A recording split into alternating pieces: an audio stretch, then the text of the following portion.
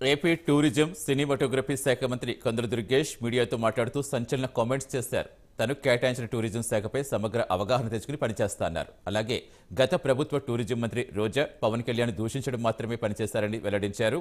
గోదావరి జిల్లాల్లో బిడ్డగా ఇక్కడ టూరిజం అవకాశాలు మెరుగుపరుస్తారని తెలిపారు. ఏపీలో సినీ పరిశ్రమ అభివృద్ధిపైన ప్రభుత్వం దృష్టి పెడుతుందన్నారు.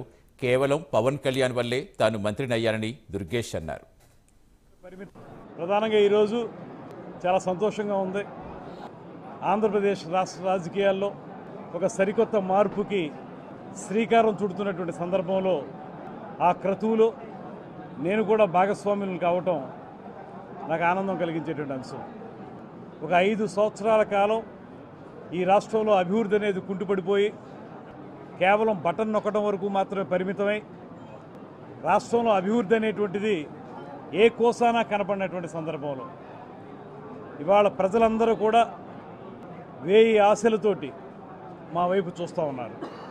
మొన్న జరిగిన ఎన్నికల్లో కూడా అంత అద్భుతమైనటువంటి మెజారిటీ రావటానికి మాకు 164 సీట్లు మాకు మ్యాండేట్ ఇవ్వడానికి ప్రధానమైన కారణం వైఎస్ఆర్ కాంగ్రెస్ పార్టీ విధి విధానాల మీద విసిగి వేసారిపోవడంతో పాటు